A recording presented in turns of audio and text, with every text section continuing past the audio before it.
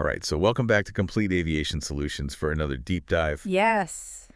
Deep dive number 35. 35. And today we've got a kind of an interesting set of stories, I think, that kind of paint a picture of what's going on in the aviation industry right now. A snapshot. Yeah, a snapshot. Yeah. Going to be looking at some financial maneuvering, Right.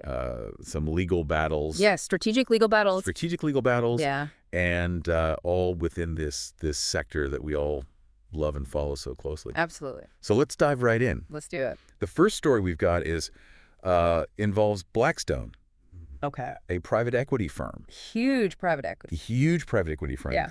And it looks like they're in the final stages of potentially reacquiring Trans Maldivian Airways. Interesting. TMW. Now, for those of you not familiar with TMW, they're the world's largest amphibious aircraft operator. Really? An amphibious aircraft operator. So we're talking seaplanes. Seaplanes. They've got a fleet of 65 aircraft. That's a sizable fleet. That's a huge fleet. It's 65 aircraft. Wow. And it's primarily de Havilland, Canada, DHC-6 Twin Otters. Oh, yeah, the workhorse, the Twin Otter. Yep. Yeah. They've got a mix of negative 300s, negative 400s, a few negative 200s, and even a negative 100. Oh, wow. Yeah. A real mix of that class. Yeah, classic workhorse. Yeah. Now, what they do is they operate out of Male in the Maldives. Right. And they basically ferry people to and from all the different resorts. So essential for tourism. Essential, yeah. In that island nation. It's a very niche, centralized operation. Yeah. Now, here's where things get a little interesting. Okay. Blackstone actually owned TMW. Oh, they did. From 2013 to 2017. Okay. Okay. Interesting. They sold it to a consortium, which involved Bain Capital. Okay. And Shenzhen Tempest Global Business Services Holdings Limited. You're right. And they reportedly, achieved almost a fivefold return on their investment. So pretty successful successful venture the first time around. Very. Yeah. Now, this consortium that bought it from them ran into a little bit of trouble. Oh, they did? During COVID. Okay. They actually defaulted on a loan. Right. A USD $305 million loan in 2021. That's significant. Yeah. Especially for a niche operator like that. And so the lenders ended up taking control. Makes sense. The lenders were led by Carlyle Group. Okay. And also involved King Street Capital Management right. and Davidson Kempner Capital Management. Wow. So a lot of players coming into the picture. So Blackstone is now circling back. Blackstone's back. They're looking to potentially reacquire the business. Okay. For about USD $500 million. All right. Which is very similar to about what they sold it for. Got back in 2017. In 2017. Interesting. The sellers were hoping for about $700 million. Okay. But it looks like they're probably going to have to settle for about $500. Right. And what's interesting is the report we saw suggested that a lot of other private equity groups looked at it. Yeah. But they kind of shied away. Decided against it. They decided against it because they just felt that sector was too risky. Yeah. And too vulnerable to shocks. Right. Global pandemics. Who knows what's next? Right? Exactly. And Blackstone has been there before. Right. So they kind of know. They know the market. What they're getting into. They understand. It'll be interesting to see. Highs and downs. How this plays out. Yeah, absolutely. Quite a fascinating story there. Yeah. So let's move on to story number 2. Okay, let's do it. All right. This one's a little closer to home. Okay. We're going to the United States. Right. And this story involves Frontier Airlines. Okay. And Spirit Airlines. Uh-huh. They are suing the U.S. Department of Transportation. The DOT. The DOT.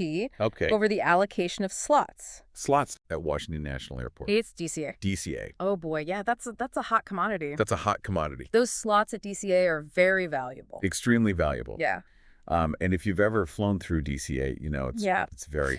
Capacity constrained. Capacity constrained. It's a busy airport with limited space. Yes. Yeah. So the DOT granted slot exemptions to a number of airlines. All right. Alaska Airlines. Okay. American Airlines.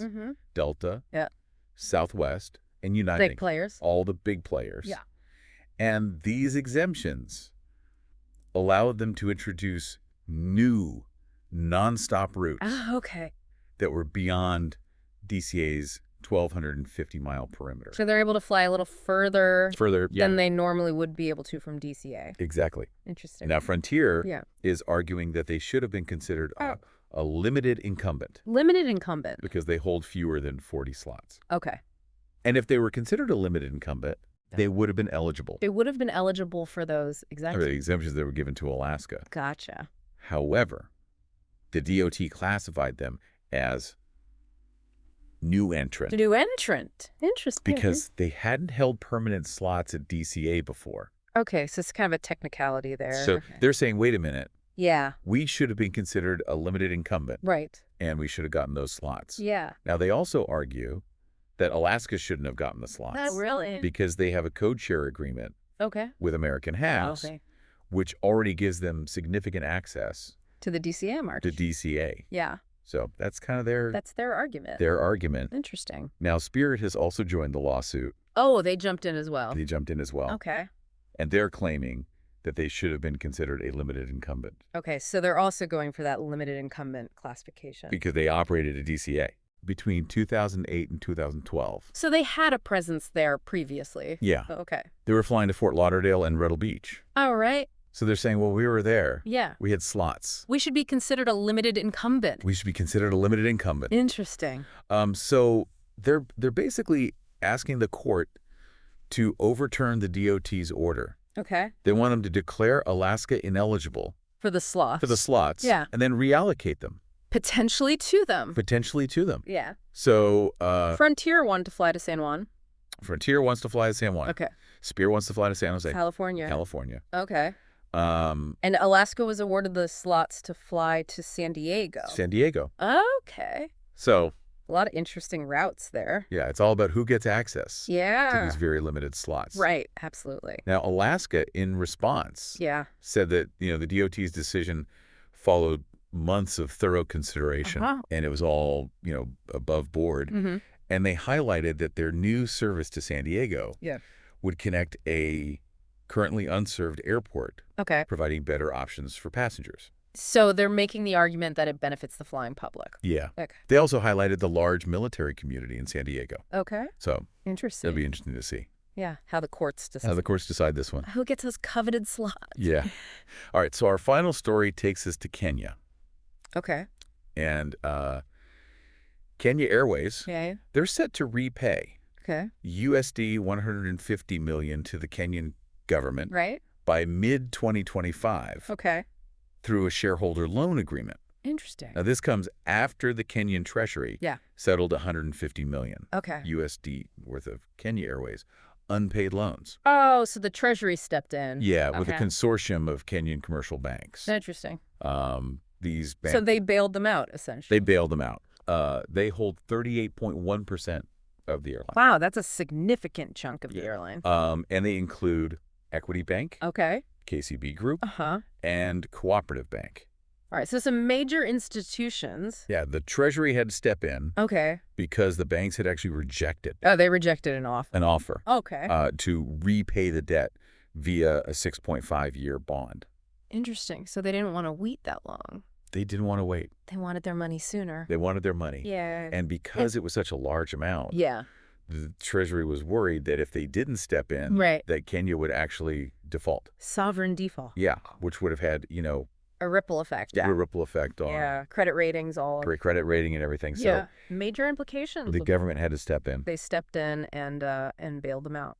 Now, what's also interesting is that the government actually withdrew the $150 million as an emergency item. In January. Without parliamentary approval. So they bypassed the normal process. They bypassed the normal process. Okay. And so now this settlement is part of a supplementary budget that's under review. So there will be some scrutiny over that. There will be some scrutiny. Yeah. But yeah, it just shows how some of these national carriers... Yeah, they're in a tough spot. They're really struggling. Yeah. And the governments are in a very tough spot. Right. Having to balance the needs of the airline with the needs of the country. Yeah, exactly. Yeah. So yeah, 3 very different stories. 3 very different stories, but all kind of interconnected. Yeah, they're all think about it. Yeah. I'm forgetting. Yeah. You've got this seaplane operator in the Maldives. Right. You've got, budget carriers battling it out. In the U.S. In the U.S. Yeah.